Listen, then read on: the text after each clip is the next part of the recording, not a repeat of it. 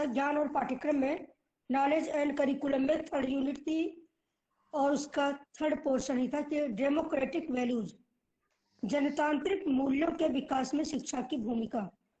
ये चैप्टर चल रहा था, इसमें कुछ बताया भी गया था। कहाँ तक हुआ था थोड़ा रिमाइंड करवाएंगे? तंत्र सब बता दी थी, जनतंत्र। हाँ, जो आता है लोकतंत्र और शिक्षण की विधियां वगैरह हो गया था। अब तक के जनतंत्र में छात्र और शिक्षक की भूमिका, अगली हेडिंग थी जनतंत्र में छात्र और शिक्षक की भूमिका। छात्र की क्या भूमिका है और अध्यापकों की क्या भूमिका है जनतंत्र में? तो आप लोगों ने जान लिया कि जनतंत्र में जनता की सरकार होती है, जनता के लिए होती है और सारी शक्तियां जनता के ही हाथों में होती हैं, जनता सर्वोपरि होती है। अब जनतंत्र में अगर छात्र की बात की जाए तो छात्र का क्या स्थान है? क्योंकि जनतंत्र की जो शिक्षा है, जनतांत्रिक शिक्षा, उसमें छात्र का प्रमुख स्थान है। वो उसके केंद्र बिंदु है, पूरी शिक्षा व्यवस्था का केंद्र बिंदु छात्र है, क्योंकि वर्तमान समय में बाल केंद्रित शिक्षा को प्रमुख स्थान दिया गया कि हम बच्चे की रुचि, योग्यता, उसकी वैयक्तिक योग्यता, उसकी पसंद का ध्यान रखते हुए उसके विषय में, उसके पाठ्यक्रम में विविधता लाने का प्रयास करेंगे कि अधिक से अधिक हम बच्चों को उनकी रुचि के अनुकूल उनका विषय दे सके, पाठ्यक्रम में उनको हम उस स्तर तक पहुंचा सके। और शिक्षक की क्या भूमिका है कि शिक्षक भी एक मार्गदर्शक के रूप में, एक पथ प्रदर्शक के रूप में और एक मित्र के रूप में छात्रों का सहयोग करेंगे और उनका दिशा निर्देशन करेंगे। तो ये इसमें अध्यापक की भूमिका है। थोड़ा सा 2 लाइन में नोट कर लें इसको। वर्तमान जनतंत्रीय शिक्षा प्रणाली का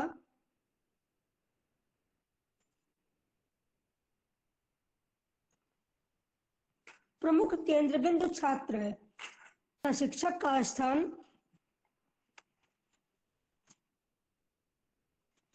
तथा शिक्षक का स्थान एक मित्र, मार्गदर्शक और पथ प्रदर्शक का है। शिक्षक छात्रों के साथ सहानुभूतिपूर्वक व्यवहार करते हैं,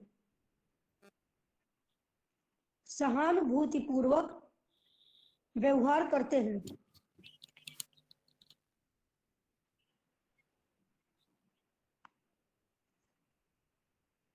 तथा छात्रों की प्रतिभा का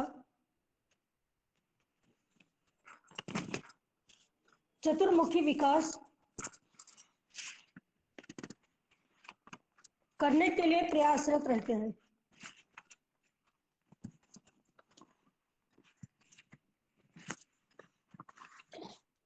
नेक्स्ट हेडिंग, लोकतंत्र और अनुशासन।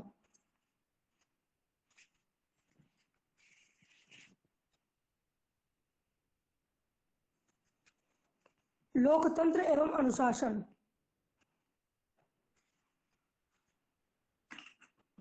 यह अनुशासन से क्या है, किस प्रकार का अनुशासन की बात की गई है लोकतंत्र में? आप लोगों ने जाना होगा, समझा होगा कि जब हम लोग प्राचीन काल से शिक्षा की बात करते हैं तो उस समय क्या था कि आश्रम पद्धति होती थी और बच्चा, छात्र अपने ज्ञानार्जन के लिए, अपने शिक्षा की प्राप्ति के लिए गुरुकुलों में या आश्रमों में जाया करते थे। उस समय जैसा भी गुरु चाहते थे उस प्रकार से बच्चे को शिक्षित करते थे, चाहे वो पुरस्कार का माध्यम ले या दंड का माध्यम ले। उनको जैसा भी उचित लगता था उन स्थितियों के अनुकूल वह वैसा ही व्यवहार और अनुशासन बच्चों के प्रति करते थे। आजकल की शिक्षा प्रणाली में छात्र महत्वपूर्ण होते हैं, लेकिन प्राचीन स्थितियां क्या थी कि उसमें गुरु को ही महत्वपूर्ण माना जाता था और गुरु जैसा चाहते थे वैसा ही बच्चों के विकास के लिए प्रयास करते थे। इसका कोई मापदंड ये नहीं था कि वो बच्चों को एक मित्र की तरह देखेंगे और उनके ऊपर किसी प्रकार का अनुशासन नहीं होगा। वर्तमान शिक्षा प्रणाली अनुशासन के पक्ष में नहीं है। कैसे अनुशासन के पक्ष में है कि हम बच्चों को उचित और अनुचित में अंतर बताएंगे। जैसे एक मित्र है, अपने मित्र की गलतियों को, उनके दोषों को दूर करने के लिए सलाह देता है, समझाता है, उसकी अच्छाई और बुराई से उन्हें अवगत करवाता है। लेकिन प्राचीन काल में गुरु उन्हें दंडित करते थे, उन्हें अनुशासित करते थे, तब वो शिक्षा प्रदान करते थे। उस समय तानाशाह रवैया था गुरु का, लेकिन वर्तमान समय में एक मित्र की तरह से गुरु अपनी भूमिका को निभाते हैं। तो वर्तमान क्या है, सकारात्मक अनुशासन के पक्षधर है। वर्तमान समय में सकारात्मक पक्ष की बात की गई है, लेकिन उस समय दमनात्मक शिक्षा, प्रभावात्मक और मुक्तियात्मक अनुशासन की बातें गुरु के द्वारा की जाती थी। इसमें लिखवाने की आवश्यकता है। मैम उस समय किस तरह की शिक्षा थी, बस ये। उस समय गुरु में गुरु प्रधान शिक्षा थी। केवल अंतर है कि वर्तमान शिक्षा प्रणाली बाल केंद्रित है, छात्रों की वैयक्तिक विभिन्नता, उनकी रुचि योग्यता को ध्यान में रखी दी जाती है, और उस समय गुरु ही मुख्य होते थे, वही शिक्षा के केंद्र बिंदु होते थे। वो बच्चे के विकास हेतु जिस रास्ते को अपनाते थे, जो उन्हें उचित लगता था, गुरु इसमें स्वतंत्र होता था। उस समय गुरु का महत्वपूर्ण स्थान था और वर्तमान में छात्र का महत्वपूर्ण स्थान है। ये चीज है। नेक्स्ट हेडिंग, लोकतंत्र एवं विद्यालय। लोकतंत्र एवं विद्यालय।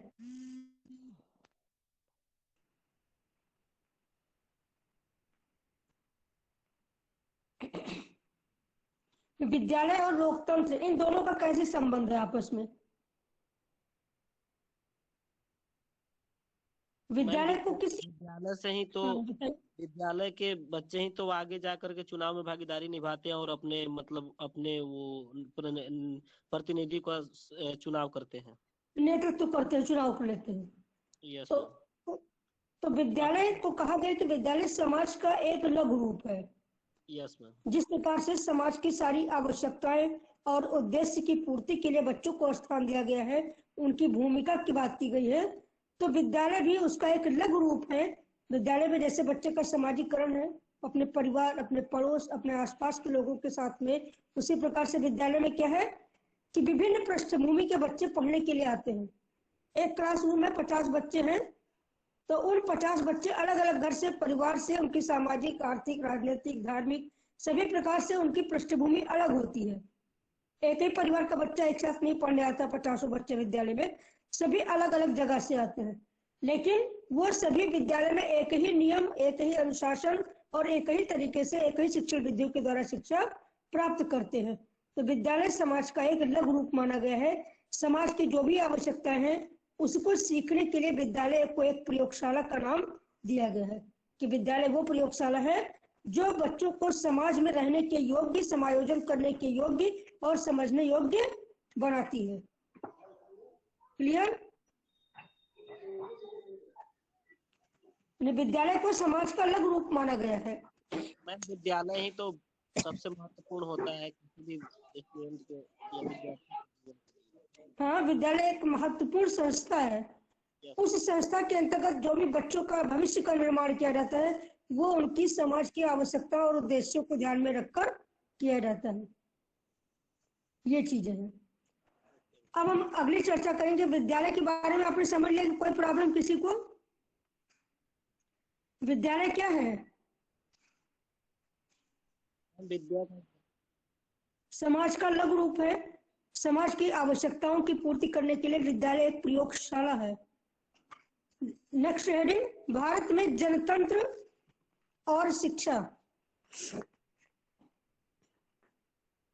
भारत में जनतंत्र और शिक्षा।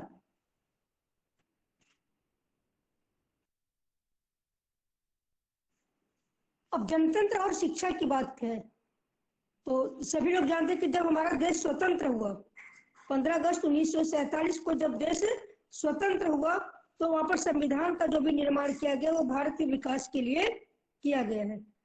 तो सभी निर्जीव जो भी निःशुल्क शिक्षा प्रणाली की व्यवस्था की गई अंग्रेजों के शासनकाल के पश्चात भारत में, ये कि भारत के प्रत्येक बच्चे को स्वतंत्रता, समानता की शिक्षा दी जाए और समाज के हर वर्ग तक शिक्षा पहुंच सके। जिन लोगों को कुछ आर्थिक समस्या है उन बच्चों के लिए, 14 वर्ष तक के बच्चों के लिए निःशुल्क और अनिवार्य शिक्षा की व्यवस्था की जाए। तो ये निःशुल्क और अनिवार्य शिक्षा से क्या आशय था? मतलब उनसे किसी तरह का कोई शुल्क न लेना, ताकि वो उनको भी बिल्कुल शिक्षा का लाभ प्राप्त हो सके। बिल्कुल जैसे सही बताया रंजीत आपने कि उनसे संविधान किसी के तरह अनुसार मैम किसी मैं भी तरह हमारा का शुल्क न लेना। मैम जो हमारा अधिकार मिला है फंडामेंटल राइट्स, उसमें 21 ए में यही तो दिया गया है 6 से 14 वर्ष तक की आयु बच्चों। हाँ कि 6 से 14 वर्ष तक की आयु जो है वो सभी बच्चे शिक्षित हो, निःशुल्क और अनिवार्य शिक्षा की जाए कि सभी बच्चे अपने अधिकारों का प्रयोग कर सके। उनका अभी ये समस्या ना हो कि किसी की अगर कोई आर्थिक स्थिति नहीं है तो भी वो बच्चा पढ़ ना सके। लेकिन फिर भी इतने वर्ष बीत जाने के बाद भी अभी भी कहीं कहीं हमें छोटे छोटे बच्चे कार्य करते हुए दिखाई दे जाते हैं। तो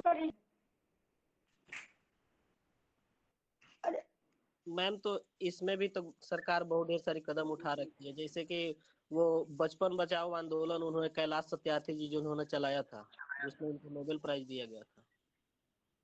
नोबेल प्राइज दिया गया था। तो ये आंदोलन नहीं, सरकार की ओर से तो पूरे प्रयास किए गए, तभी उसका ये परिणाम निकला कि आज बहुत कम स्थितियां ऐसी देखने में आती हैं कि छोटे छोटे बच्चे कार्य करते हुए दिखाई देते हैं। आज भी दिखते लेकिन हैं। उस समय तो ज्यादातर लोग दिखाई देते हैं। हर बच्चे होटल में श्रमिक के रूप में इधर उधर कार्य करते थे अपनी पढ़ाई की उम्र में। इसमें थोड़ा सा नोट कर लीजिए कि स्वतंत्रता के पश्चात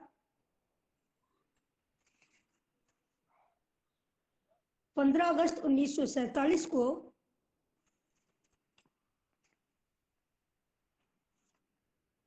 भारत में संवैधानिक रूप से जनतंत्र को अपनाया गया।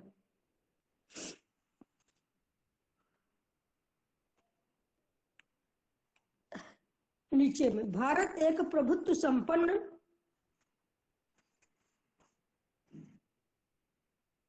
प्रजातंत्रात्मक गणराज्य है।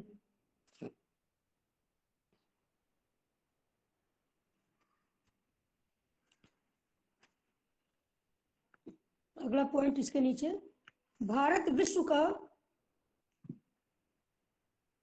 सबसे बड़ा जनतंत्र है।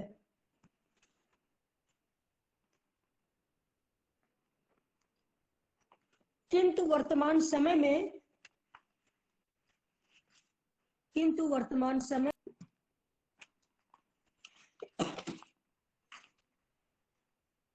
आतंकवाद, जातिवाद, अराजकता, कॉमा लगाते रहिएगा, असमानता,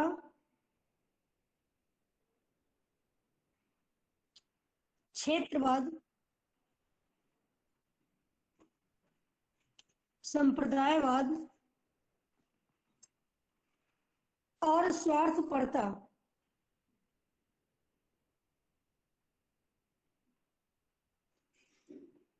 का एक ऐसा जाल दिखाई पड़ता है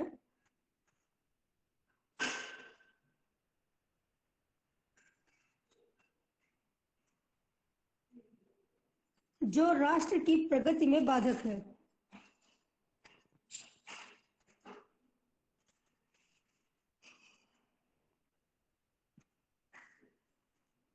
जो राष्ट्र की प्रगति में बाधक है। यदि हमें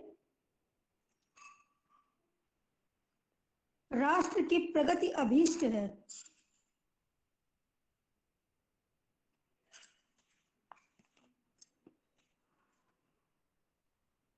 तो इन संकीर्ण विचारधाराओं से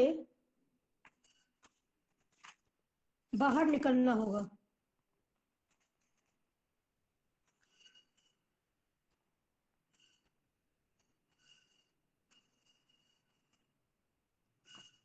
अगला पॉइंट,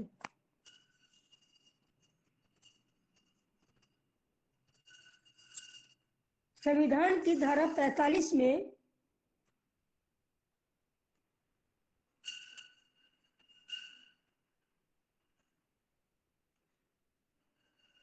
देश के 14 वर्ष तक के बच्चों को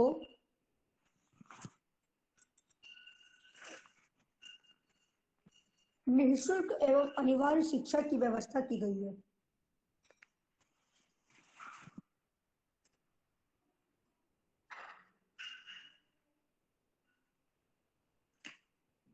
किंतु यह पूर्ण रूप से लागू नहीं हो सका।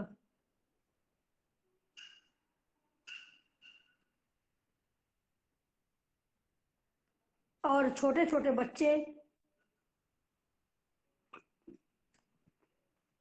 आज भी बाल श्रम की समस्या से संघर्ष करते हुए दिखाई देते हैं।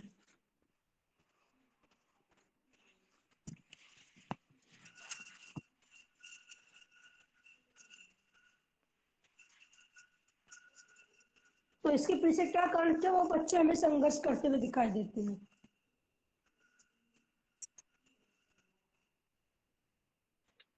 उसके आर्थिक स्थिति ठीक नहीं होती है।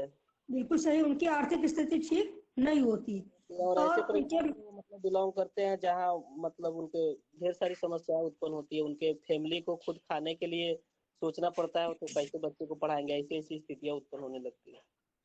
इस तरह की स्थितियां, और उनको लगता है कि अगर वो घर के कामों में सहयोग करेंगे, अपने पिता का हाथ बटाएंगे, तो फिर कुछ कमाई की व्यवस्था हो पाएगी, उनका आर्थिक क्षेत्र रूप से मजबूत हो पाएंगे। आर्थिक रूप से मजबूत पढ़ने चले जाएंगे स्कूल में, तो उसमें जो भी क्षेत्र है तो उनको लगता है कि उनके माता पिता को लगता है कि अगर बच्चे स्कूल जाएंगे उस समय में, तो उस समय में अगर वो मेरी मदद कर देंगे, मेरे काम में मदद कर देंगे, तो हमारी आर्थिक व्यवस्था कुछ अच्छी हो पाएगी।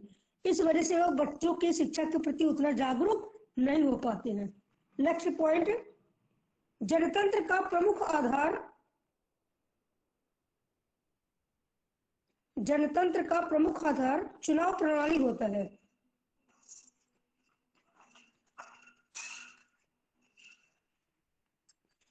तथा जनता अपने जनप्रतिनिधि का चुनाव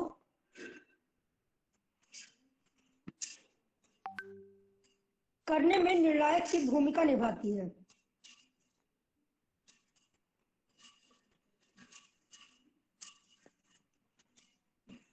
यदि वो कुछ संकीर्ण विचारों को छोड़कर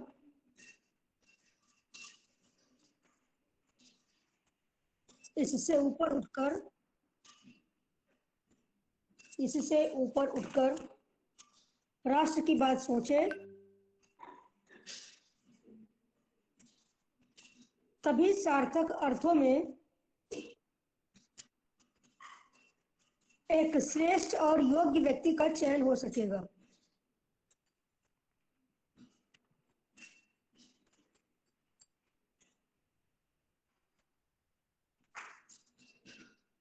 अतः ऐसे क्रांतिकारी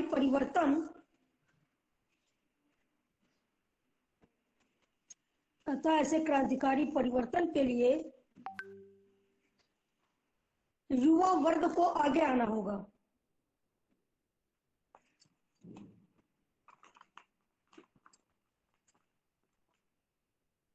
क्योंकि किसी भी राष्ट्र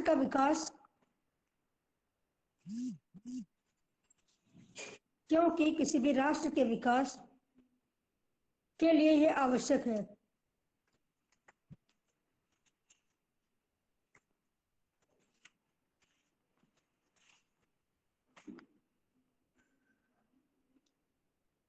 एक परिभाषा है बर्ट्रैंड रसल।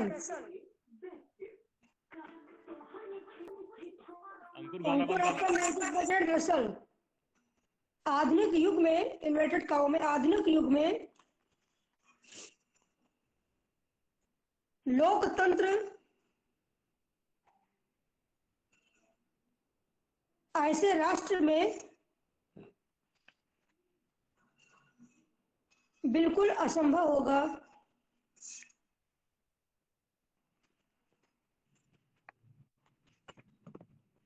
जहां बहुत से लोग पढ़ने में असमर्थ हैं। Inverted comma close.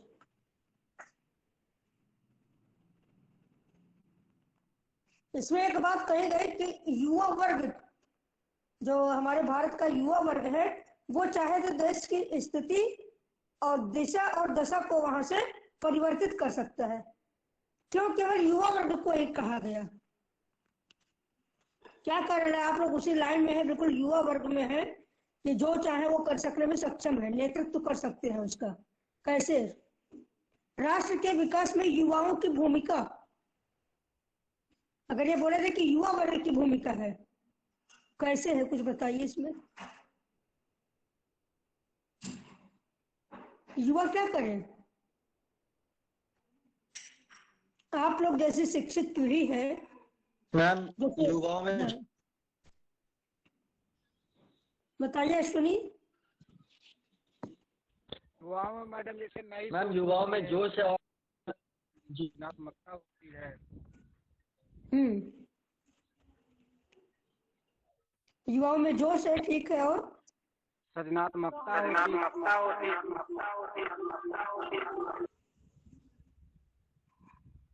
जोश है, और क्या है? नई सोच होती है। नई सोच, बिल्कुल। और व्यवस्थाओं में जो और तो देश का जो युवा वर्ग है, युवा वर्ग को पूरा मतदान देने का आपको अधिकार है, अपनी स्वतंत्र विचारधारा है कि आप जिस तरफ चाहेंगे अपने देश की स्थिति, उसकी दिशा और उसकी दशा को मोड़ सकते हैं, उसका विकास कर सकते हैं। और दूसरी बात आप लोगों के लिए सबसे महत्वपूर्ण है कि आप लोग एक शिक्षित वर्ग हैं, शिक्षित युवा वर्ग हैं। तीसरी की अध्यापक बनने की श्रेणी में, अध्यापक बनने जा रहे हैं एकदम। ये सभी चीजें क्या है? राष्ट्र के विकास में एक अमूल्य योगदान दे सकते हैं कि युवा वर्ग चाहे तो सब कुछ परिवर्तित कर सकता है, नेतृत्व अच्छी तरीके से उसका कर सकता है। हमें लगता है कि आप सभी को मतदान देने का अधिकार भी प्राप्त हो चुका होगा, क्यों? Yes ma'am. सभी 18 साल से ऊपर होंगे इसमें। यस मैम कई बार दिए हैं। यस मैम, कई बार दिया है आप लोगों ने, क्योंकि जिन लोगों ने नहीं भी दिया है, अगर या उनका वोट नहीं बन पाया वोटर कार्ड, तो वो लोग कॉलेज में जाके बनवा भी सकते हैं, पास में सहायक होगा। इन्हें निष्पक्ष मतदान, स्वतंत्रता, समानता, भ्रातृत्व और वसुधैव कुटुंबकम की भावना से उत्प्रोत होकर के आप अपना जो भी कार्य करेंगे वो राष्ट्र के विकास में करेंगे। तो ये चैप्टर था आपका जनतंत्र के विकास में शिक्षा की भूमिका, ये जनतांत्रिक मूल्य के विकास में शिक्षा की भूमिका। अब इसके बाद जो आपका इसी यूनिट में एक अगला चैप्टर शुरू होगा वो है समाजीकरण। समाजीकरण चैप्टर का नाम है आपका education as a process of socialization, समाजीकरण की प्रक्रिया के रूप में शिक्षा। चैप्टर का नाम, अगला चैप्टर है, लिखेंगे इसमें यूनिट 3 का 4th पोर्शन, समाजीकरण की प्रक्रिया के रूप में शिक्षा।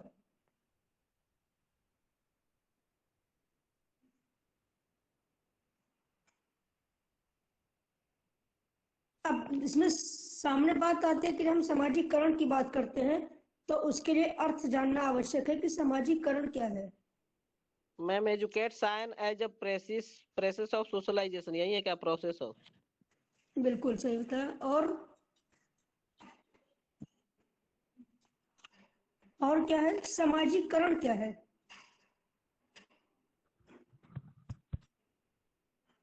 कोई और बताए?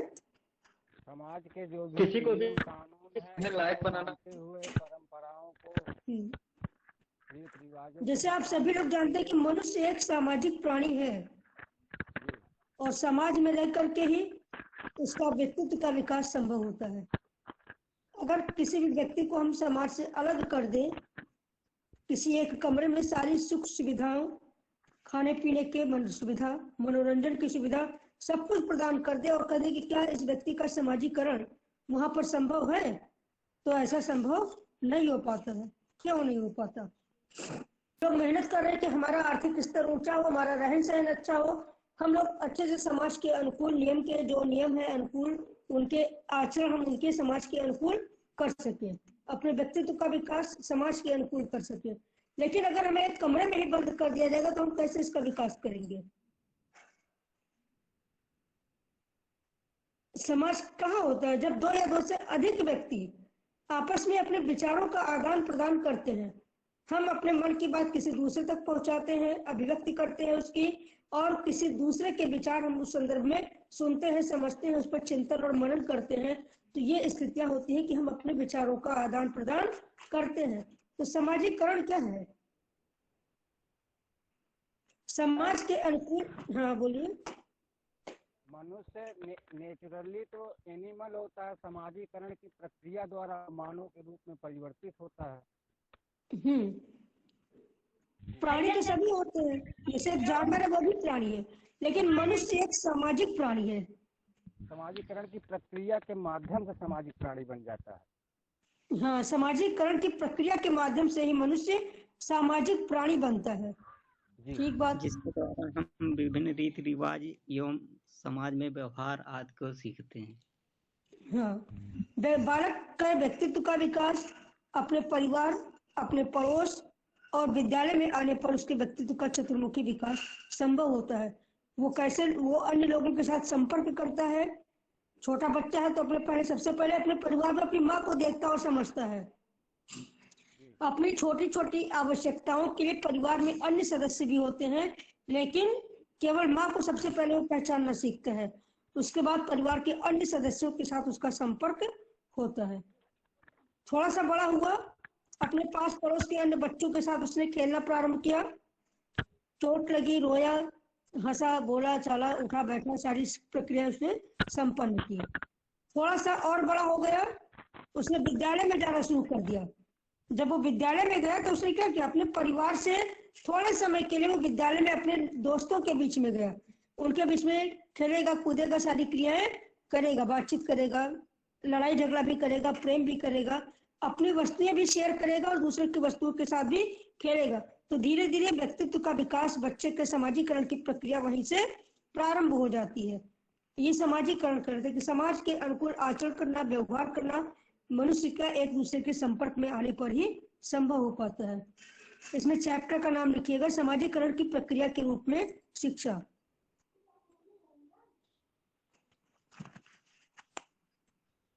वो प्रक्रिया है, समाजीकरण वो प्रक्रिया है जिसके द्वारा व्यक्ति अपने समाज की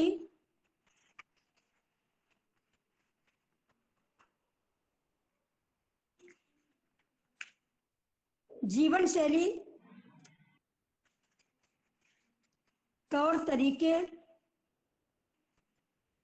इत्यादि सीखता है और समाज में समायोजन स्थापित करता है।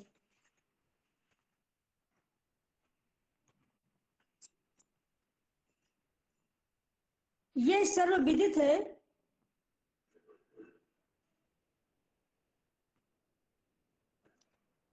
कि मनुष्य एक सामाजिक प्राणी है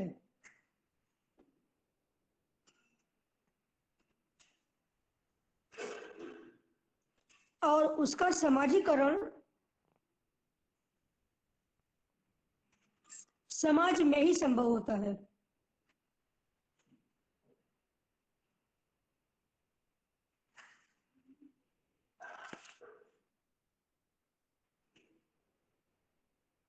हम जानते हैं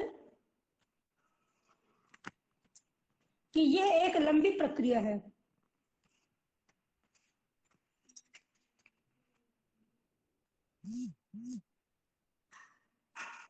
और बालक जन्म के समय असहाय होता है,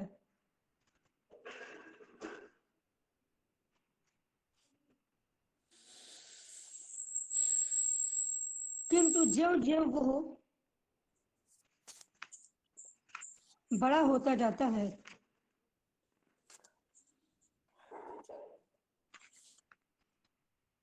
अपने परिवार, पड़ोस, समूह आदि के संपर्क में आता है और धीरे धीरे उसमें समाजीकरण की प्रक्रिया प्रारंभ हो जाती है।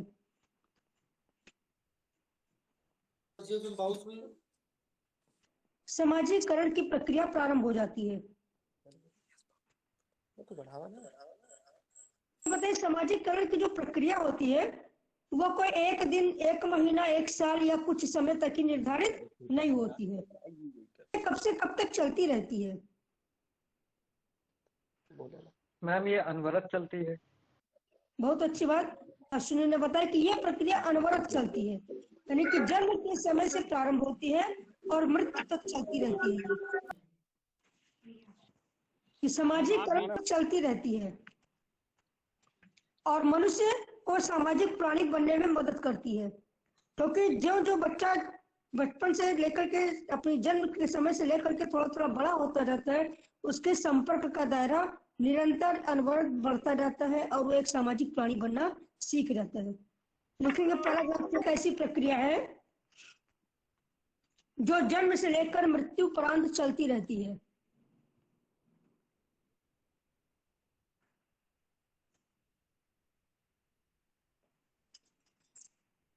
और मानव को सामाजिक प्राणी बनने में मदद करती है।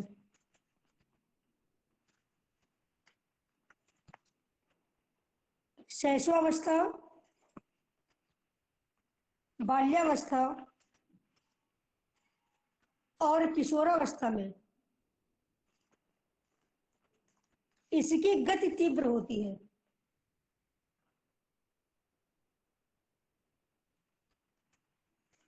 क्योंकि उस समय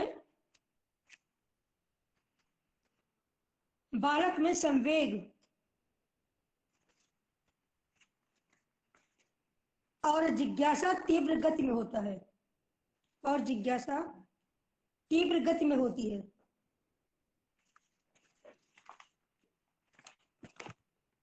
सामाजिकरण की प्रक्रिया को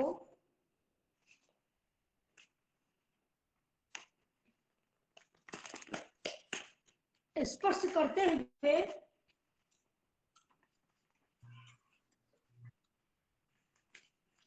कुछ विद्वानों ने अपने विचार व्यक्त किए हैं।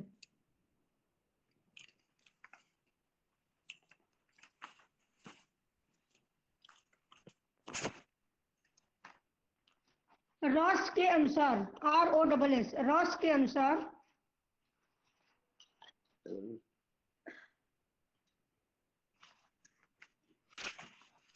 सामाजिकरण सहयोग करने वाले, इन्वर्टेड कॉमा में, सामाजिकरण सहयोग करने वाले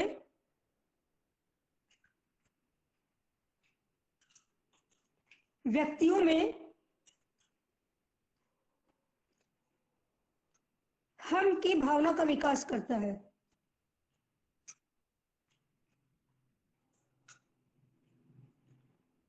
और उसमें एक साथ कार्य करने की इच्छा तथा क्षमता में वृद्धि करता है।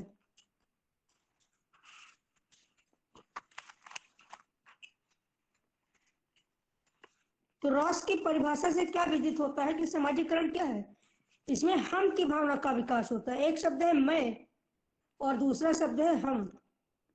मैं शब्द से ये पता चलता है कि ये स्वार्थ परक शब्द है, कि केवल अपने लिए किसी भी बात के लिए जिसमें सोचता है, विचार करता है, चिंतन करता है। लेकिन हम शब्द जो है वो एक समूह के लिए प्रयोग में होता है कि उसमें कई व्यक्ति एक साथ कार्य करते हैं। तो इसमें स्वार्थपरता नहीं बल्कि एक हम की भावना से, समाजीकरण की भावना से कार्य किया जाता है। तो रास ने कहा कि समाजीकरण सहयोग करने वाले व्यक्तियों में हम की भावना का विकास करता है और उसमें एक साथ कार्य करने की इच्छा और क्षमता में वृद्धि करता है। बोगार्स के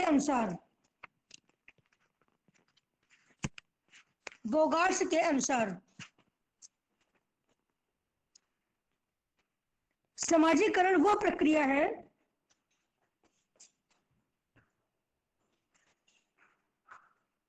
जिसके द्वारा मानव कल्याण के लिए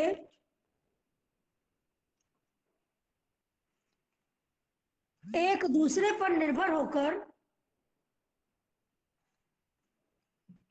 व्यवहार करना सीखते हैं।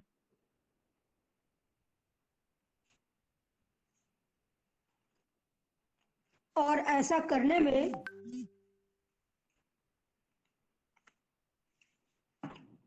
मैम दूसरे क्लास की लिंक आ गई है। हाँ हाँ, नियंत्रण, सामाजिक उत्तरदायित्व तथा संतुलित व्यक्तित्व का अनुभव करते हैं।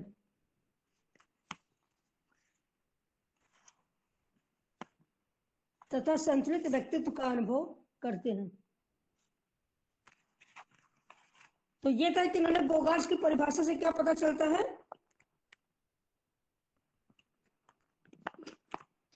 बोगार्स की परिभाषा से क्या पता चला? इनकी परिभाषा में क्या बताया गया?